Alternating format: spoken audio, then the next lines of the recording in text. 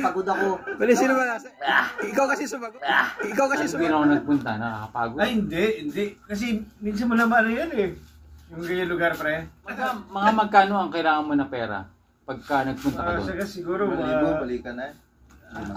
What if kung may bibiling ka? Meron. Yung mga souvenir, meron. Kailangan may 1,000 ka sa pera mo.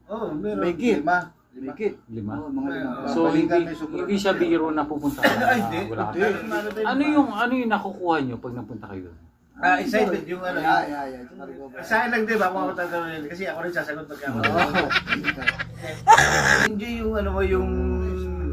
enjoy ka kasi nakapunta Pero ka. gastos talaga, yung... Siyempre, Enjoy ka kasi nagpunta ka, pero yung kapalit, pagod talaga. hindi ba yung ano, yung parang... Hindi, pero at least, ay, tayo.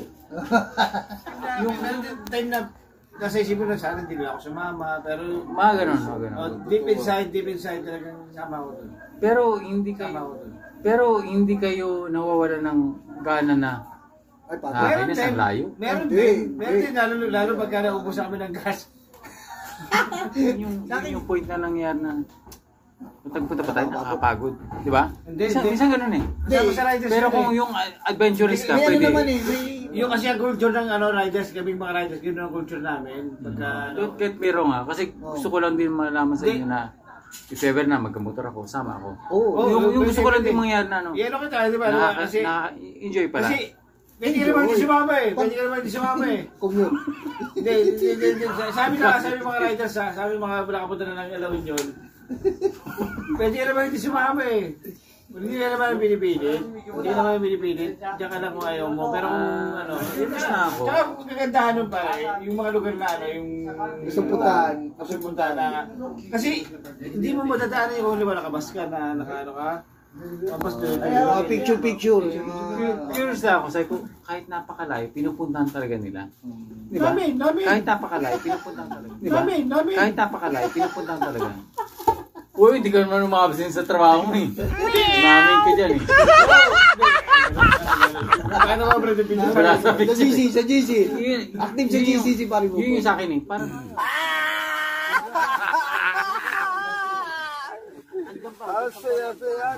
Kahit napakalayo, pinupuntahan talaga. Anong meron?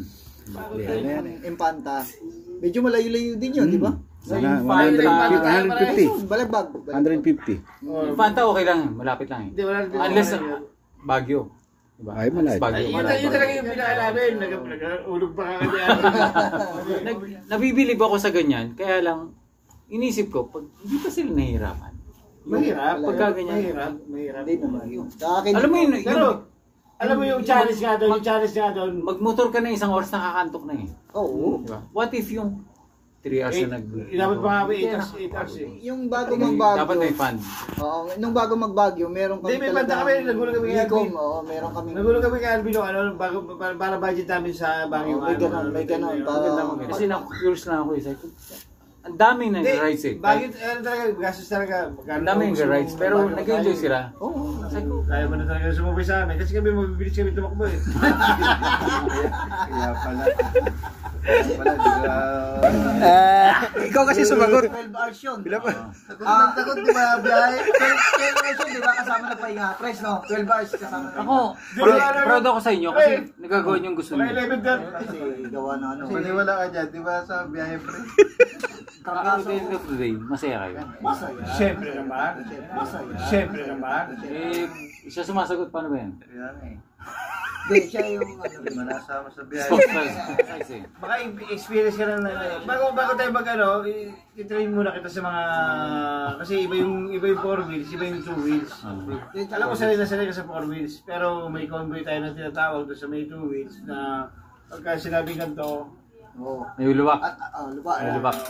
Paano pag ganyan? Paano pag ganyan? Paano?